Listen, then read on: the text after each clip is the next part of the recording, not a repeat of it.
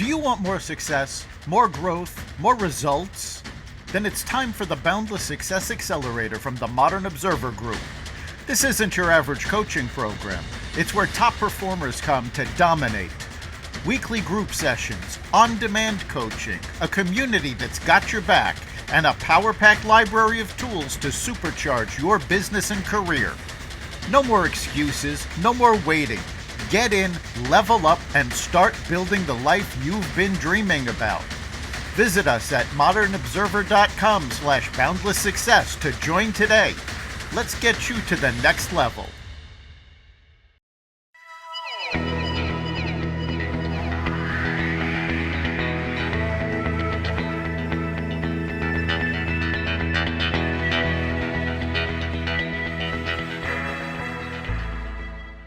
Hello, and welcome to the Success Showcase, the podcast that helps you succeed in your business, career, and life. I'm your host, Eric Lopkin, with the Modern Observer Group, and with me, as always, is Chip Janiszewski from the Happiness and Success GPS. Chip, how are you doing this week? I'm doing great. How about you, Eric? Doing fantastic. We are in the Northeast, and we're sort of hopscotching over spring a little bit. You know, we went from cold right to hot. Right now it's like early summer weather, and we've got storms coming in the Northeast and really chaotic weather all across the country. I was talking to a friend of mine in Dallas. They're in the middle of tornado season. So for all of our listeners all over, stay safe. Yeah, absolutely. But it is beautiful outside, minus the sunshine, but it's really nice looking up with all the leaves and everything else out there. So basically, I mean, mindset's a big thing. I'm sure that's a lot of what you're going to talk about too, Yarona. And basically, you just got to make your own sunshine, and it's your choice. So. Yes, and speaking of sunshine, we have a sunshiny guest today. It is our pleasure to welcome Yarona Boster. Yarona is a speaking coach, and why don't you tell our listeners a little bit about yourself? Sure. I'm a human. That's first. I figured we should say that just in case, because these days you never know with AI. I don't know.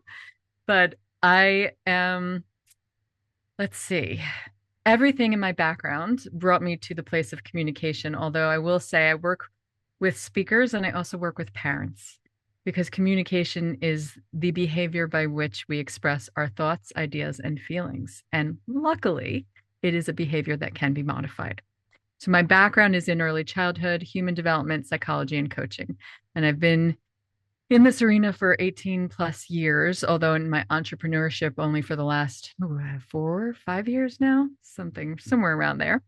Can't remember what year it is. Sometimes I can't remember the day either. So, I have to look outside to remember, is it a Monday? And then I realize that's not where I'm going to get the day. So I will say this, when it comes to communication, something that I see across the board, whether you're a CEO or you're a parent or you're really in any role in the world, it is the way in which we show up in the world.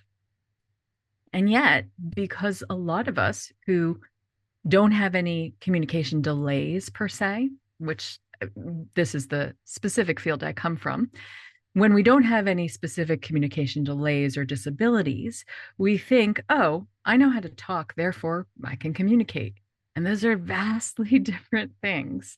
And that's really what I try to do, is help people understand that communication is about a lot more than the words you say. Yes, talking and communicating are vastly different. I will tell you, I spent an evening last week at an award ceremony for my son and thought, wow, how much more effective would his education have been if his teachers and faculty actually knew how to communicate? Yes, absolutely. I also want to mention that Yarona is a fellow international best-selling author as a participant in the Cracking the Rich Code series. I believe you are also in volume 14. Am I right? Actually, I'm in volume 12. 12. Okay. Yes, 12. Yeah. It's hard to keep up these days. So, It is. It's a large series at this point. it is, with so many incredible humans and so many incredible people doing incredible things in the world. So, Yes. yeah. So let's talk about communications. Now, in your intro, you said, communications is not simply talking. Right. How do you characterize what communications actually is? It is, as I said before, the behavior meaning the actions we take, excuse me, meaning the actions specifically that we take when we're trying to pass along an idea, a thought, or a feeling to somebody else. And that can take a variety of different shapes and forms. We have a vast array of different platforms that we use to communicate with other people these days. In fact, I would say we have an obscene amount of platforms in which we use to communicate with one another these days. And that alone causes issues. In my way of looking at it, I kind of think of it as the Tower of Babel at this point. We have so many different ways of communicating that people are not learning the most effective ways. They're just learning the various platforms. And that's a distinction that requires a little bit more nuance. So I will explain this. When you're texting somebody, how often do you make an assumption about what they said based on how you felt that day or the horrible things that were going on in your life? And you read this text and you're like, what are they talking about? I already told them blah, blah, blah, blah, blah, or this, that, and the other. And then you kind of send something back. And suddenly you find yourself in a texting argument. And I've seen this countless times, or an email argument, or, even just DMs argument or LinkedIn posts that go wrong, and all these different places and spaces, because people are in the written form of communication. And the written form of communication requires a very particular skill where you're more expressive emotionally with the verbiage you use than you would if you were actually in person. Because when we're in person with people, people can feel our intentions based on our emotional intention. They can feel our intention with the thing we're saying based on the emotions that are coming through in the voices, in our body language, in our facial expression, in our eye contact, in so many things that we call the nonverbal aspects of communication. Even a body positioning, the way you're positioned when you're talking to somebody, has a very specific cue to the person who's listening to you and the person who's receiving your communication. Yet in the written form, we go sideways, and that's because our preconceived ideas, our preconceived experiences, our past experiences that come with us, even if that experience just happened an hour ago, comes with us into what we're reading and the way we're processing what we're reading. So it's very important for us to understand, even the way somebody writes a book is going to be very different from the way somebody writes a speech. Very, very different. But how many of my speakers do I have to get them to understand they're not writing a book, they're writing a script? Very, very, very different. And so it requires us to have the ability to start to understand not just what I call self-editing, which is basically where you're experiencing something. So let's say this is in the written form. You're experiencing that thing. You have to say to yourself, okay, what is the intention this person is trying to drive towards me? And ask yourself that before you start writing something back in response based on, again, what you've just experienced. Because let's say you just had a massive argument with your partner or your colleague or something like that, and you're still feeling the tension from that and the confusion, maybe even. And then you read this thing and you bring that tension and confusion into what you've just read. It's terrible. And we do it all the time. So we have to separate that part of us that says, okay, what I just experienced, what I just, expressed with this other person that led me to these particular feelings is not the same as the conversation I'm about to have now. And a lot of times it requires us to put the best of intentions on the person who's writing it to us. Really, we have to do that.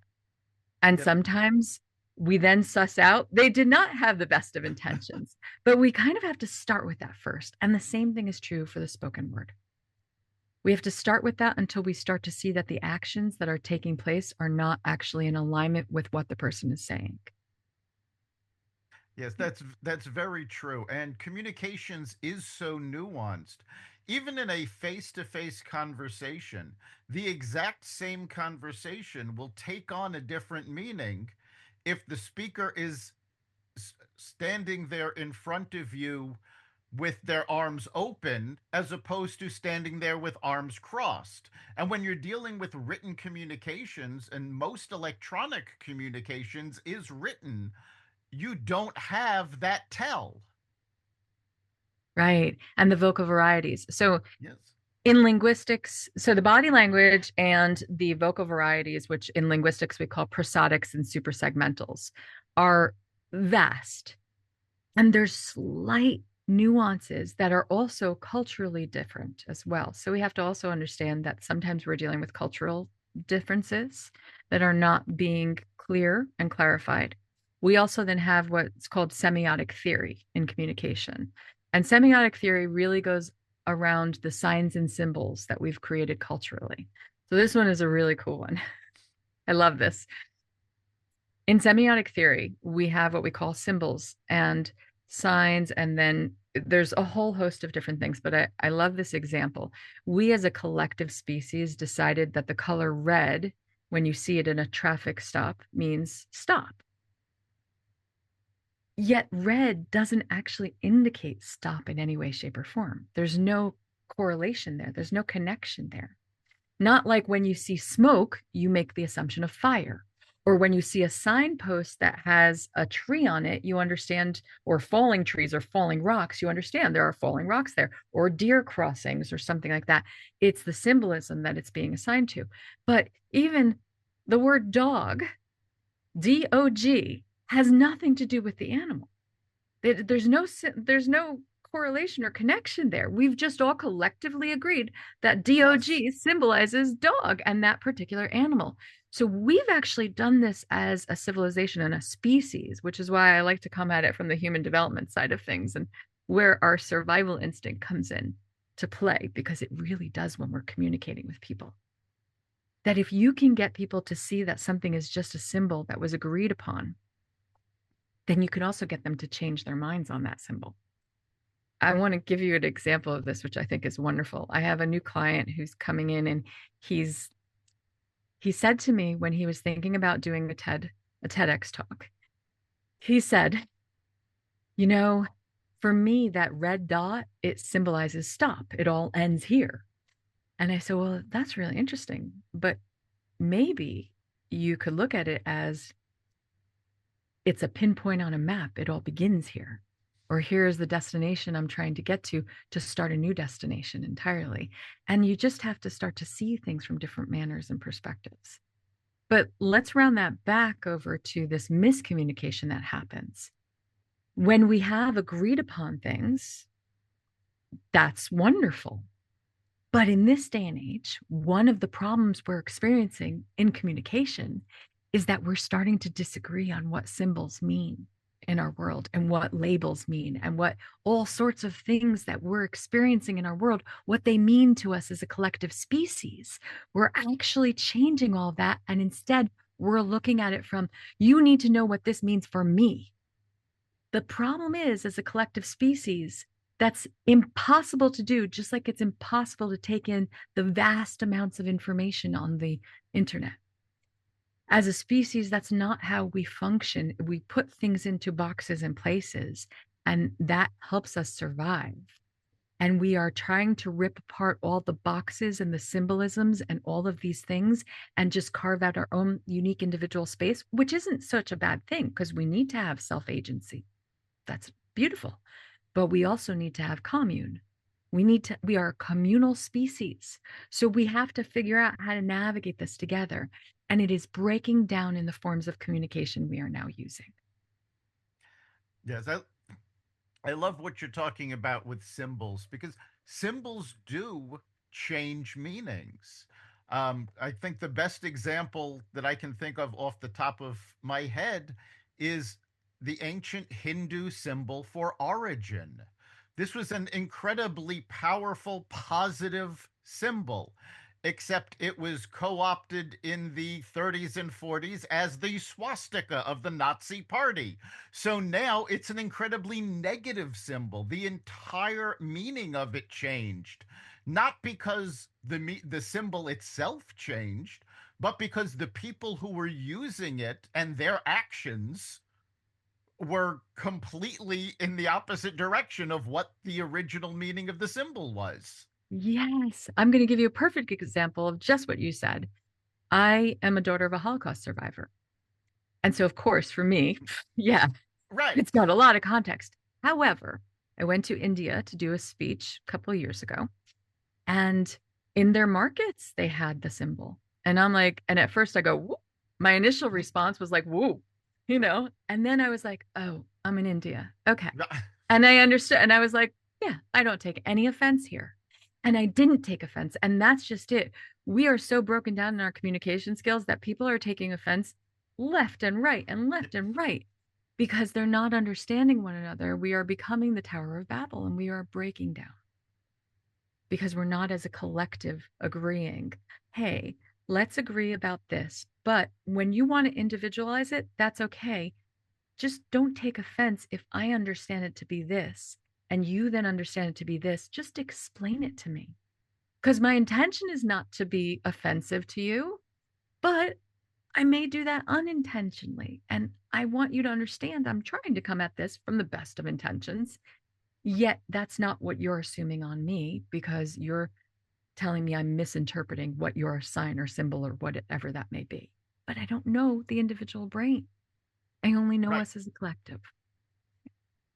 And that brings up another point. You hear all of the time, oh, that offends me. I'm offended by that.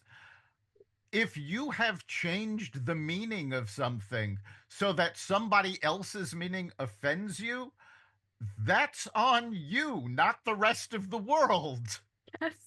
Yes, absolutely. Absolutely. And I think well, I know because I understand development and the psychology of development that a part of that has to do with the way we've parented in the last 40, 50, 60 years. We've changed the game, and that has changed the way we've been raised.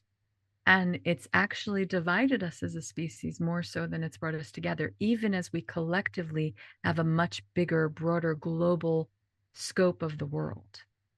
And that is, again, it's very problematic. So something I'm currently working on myself. So talk a little bit about that. How has parenting changed and what is the effect that that's having? So, okay, for most of our civilization, for most of our human species development, we have actually had what's called an authoritarian model of parenting. Right? I'm the authority, you're beneath me, what I say goes, and that's that. And that's how it's going to be. And then around the 60s, 70s, we started to change that. A lot of people started to become more globally aware that there were other cultures, other designs. So as we started to see that, we started to see the vast differences from the way people were being raised and the way they were growing. And we moved into this phase of we call permissive parenting, which is where the parents started deciding, I don't want to just tell my child no. I don't want to be an authoritarian. I want to become my child's friend. I think if I'm their friend, then they're going to tell me everything and they're going to trust me and they're going to believe me and they're going to this and that and the other, And parents stopped saying no. They stopped providing what we call boundaries, guidelines, and rules to live by. They stopped believing they had any responsibility. See, it's not power over their children, it's responsibility over their children, because those two things get really misconstrued. Yes. It's not about having a power over your child. It's about having the responsibility to raise them the right way so that they understand that life has natural boundaries and we all have to live within them if we're planning on living in any given society. So as things moved into this permissive style parenting, a couple of things also started to happen because nothing ever happens in isolation. It's Of always course affected not. by a multitude of things. And by the way, this is in my parenting book, A Little History of Parenting.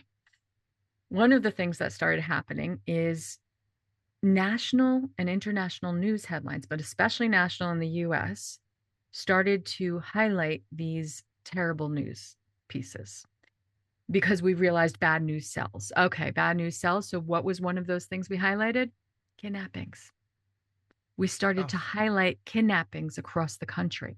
And I don't know if you remember this, but I remember this very well. The kids on the milk cartons, the yes. the news anchor saying it's 10 p.m. Do you know where your children are? Where kids used to go outside and play with one another and just be told to come home before dinner, or when the streetlights turn on. Yep. Okay. Now you had parents moving into this place of fear-based parenting. Stranger danger. Don't take candy from a stranger. Don't get into a car from a stranger. Da, da, da, all these things. The irony of that was that the numbers It was, statistically of crime rates were going down, and the likelihood of your child being kidnapped was so unlikely. But for parents, when you magnify any given fear, you magnify it for them and they think it's everywhere. well, more than that, the information was completely incorrect.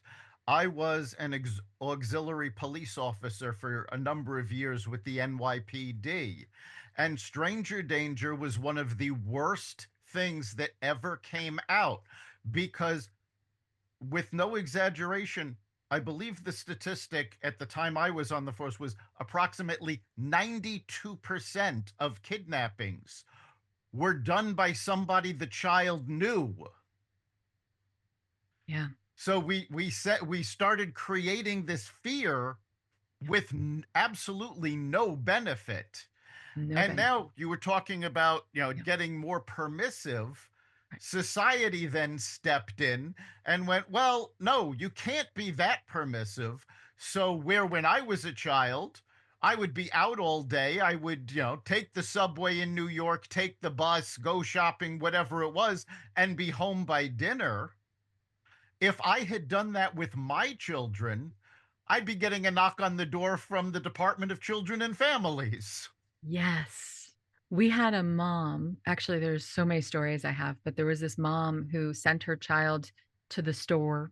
Actually, he wanted to walk to the store, which was 2 blocks from their home, and he was 10. And he went to the store, and somebody called the police. And guess what happened? She got arrested Oh, for letting her 10-year-old walk to the store where he knew perfectly well where it was and so on. There's many, many, many stories about this yes. because we went to the opposite side. But here's what happened also before that started to take place. As we were promoting the fear and just making it horrible for parents who were afraid of every shadow. And when we knew the reality was the abuse was actually more than likely in the home or from somebody you knew, we were also doing two other things. One in the home was cable TV and video games. And then two in the home were the parents. Now, here's the thing. When kids go out and play with each other, they do what we call peer-to-peer conflict resolution. When you're out playing with your friends and one person wants to play this and another person wants to play this, and you're like, okay, let's play together. Oh, but I don't want to do that, but I want to do that. You start to have these conversations where you start to get the earliest stages of conflict resolution because you get to see one another's perspectives and say, well, we want to play together, so we've got to make this work. And compromise happens. But when they came into the home, the parents that were there were like, don't bother me, because they didn't want to be bothered. But then the kids were yelling and screaming at each other and arguing and doing all this sort of stuff. And what was happening? The parents were coming in to break it up. And as a result, it was telling the kids, you don't know how to conflict resolve for yourselves. An authority figure is required to do so. And what it did is it pushed them into black and white thinking because it pushed them into, well, my way is the right way. Well, your way is the right way. Well, my way is the right way. And back and forth. And only an authority figure would be able to judge and decide. And that really hurt our children. I cannot stress how much that hurt our children because Gen Z is primarily made up of people who have no ability to conflict resolve because they are in black and white thinking and they're like, you're either on my side or you're on their side, and I don't want to talk to you. Do you know how many Gen Zs I see who are like, no, I'm not. I actually watched this the other day. A Gen Z person had this sign out, but said, "Don't debate me." And then when a person came up to try to talk to them, this person was like, "Debating is stupid. There's no point to it." And that's a lot of their mindset. It's like we can't have disagreements and still as a collective agree to live amongst one another as a communal species. And this is what's really breaking us down because as you said, then the authoritarian paternalism model of our government started coming in and saying, "Hey, we got to do something about this. Let's start patrolling more. Let's arrest parents who XYZ." There was a mom who let her two kids play out in her front yard and a neighbor called the police. And the stranger danger thing, let's go a little deeper there. One of the things about telling kids that stranger danger is bad is also telling them that your community is not safe. Where we used to have neighbors watching out for one another, Yes. you know, other parents on that street kind of seeing the kids and keeping eyes on them. We now are so paranoid about that we've actually removed that the access to our neighboring community. And we've pitted neighbors against each other. And it is a horrible, horrible place to be. And honestly, I could go on about that forever, but that's really what I want to primarily say is we need to change the communication and we need to get more vulnerable with one another and start to have these difficult conversations again. And Gen Z, most especially more than anyone else, and millennials too, need to come to the table and be willing to have disagreements, but be able to empathize with each other's sides instead of being this polarized division. Yeah, I think on a, and I'm simplifying this for the, for the sake of the podcast, it's that people actually need to have conversations, not even difficult conversations, just conversations, and understand there is a difference between a conversation and an argument. And for a conversation, you actually have to actively seek common ground. And we're not doing that anymore. No, we're really not. And the truth is, conversations are never easy, but they are so rewarding because they open up your own blinders that you walk around in life with not even knowing that are on you. We all do it. We all have blinders to many, many things. But when we get to have our blinders not ripped away, but gently removed and have those more subtle conversations, this is where the game starts to change. So one thing that I would advise every human being, when you go to text somebody, don't send a text. Maybe make a phone call. And now I know this is going to be like, oh my God, Gen Z is like, what are you talking about? Nobody calls anymore. We only text. Start maybe with a voice message because in your voice is where everything is carried. The range of your emotions and the intention that you want to set forth with the person you're speaking with. So just start with a voice message and then go from there and start to have real in-person synchronous conversations because asynchronous communication, which is in the form of texting, emails, all of those platforms, is also breaking our societies apart because there's a lot of misinformation that gets across that. There's also, again, a lot of different perspectives that gets delayed in understanding. But when you're having a conversation, you're in real time with one another and it's not easy, but man, it opens your eyes when you're willing to let your eyes be opened. Yeah, I like the willing thing. I mean, as Eric knows very well, I talk about the kindness platform. That's the name of my presentation. And it just assumes, and I love the video on your homepage, by the way, that says we are one, because that's creation. All creation is beautiful and we are one. I always say, think about walking around this world where you can't see, but you can just interact with everybody and see where we're at. So every present moment is an opportunity to lead with kindness. And it gets right back to that. It's easier said than done, but awareness is the key to the whole thing. I know I've talked about this several times. Have you ever heard of the book, The Four Agreements and then the Fifth Agreement? I have. Miguel Yes. Ruiz. Yep. And the agreements are so appropriate. And again, they just get back to it. The bottom line is when we're born as a child, you look at my grandchildren, they're just there, they're creation. But then influences take over and so on and so forth. And everybody is their own artist. because you see things different from me and everybody else. So the agreements very, very quickly are number one, be impeccable with your word, which is just be yourself. Number two is don't take anything personally, because again, we're all different. On the same lines, number three is don't make assumptions, because we're all different that way too. But number four, the fourth agreement is always do your best. And then the fifth agreement that they wrote, the book, which reviews the first four, so I would highly recommend doing that. And this is the key in interactions face to face, is be skeptical, which means question everything, but learn to listen.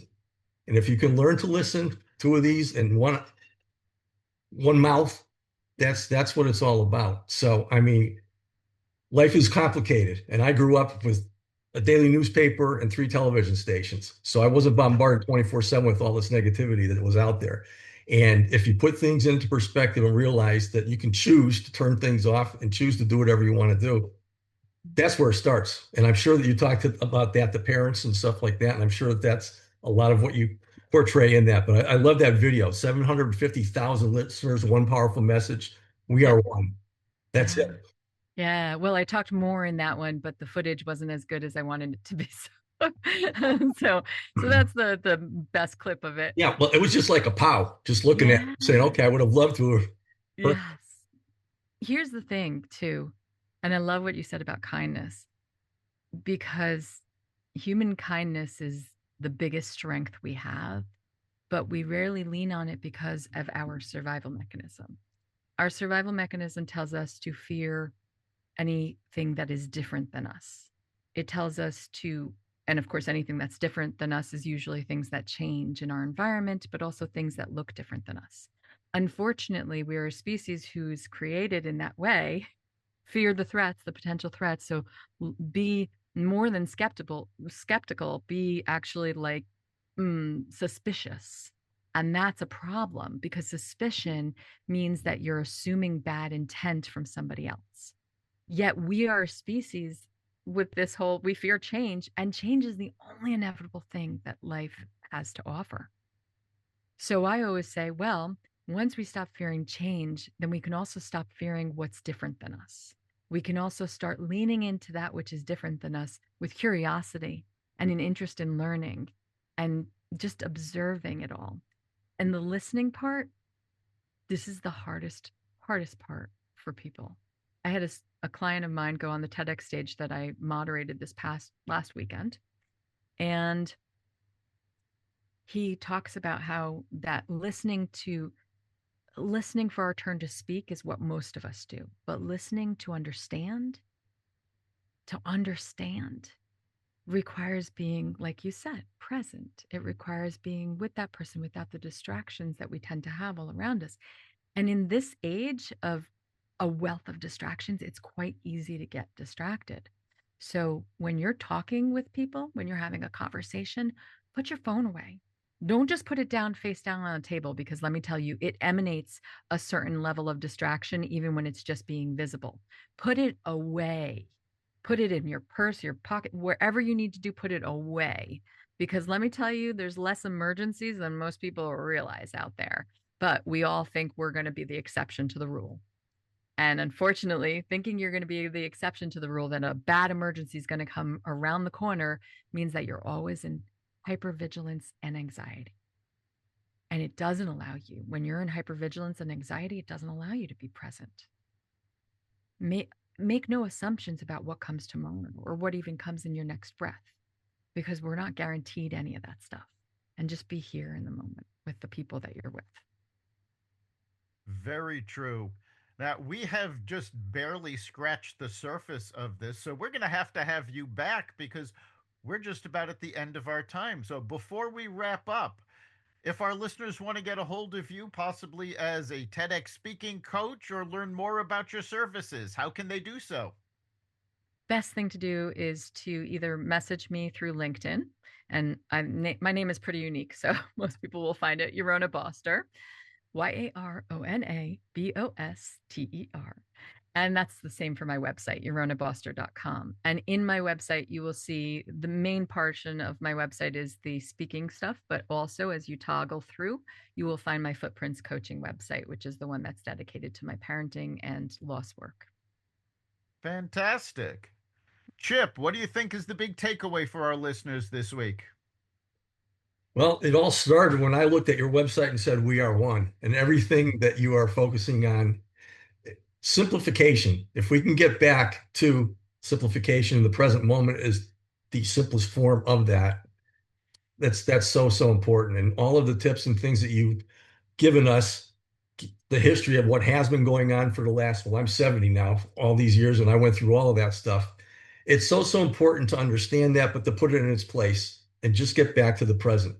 And if you can flip a little switch and have something that you can look at and get a moment of positivity whenever you're down, that's one of the keys to doing that. So it's great to meet you and get to know you, and God bless what you're doing. It's awesome. Thank you, Chip.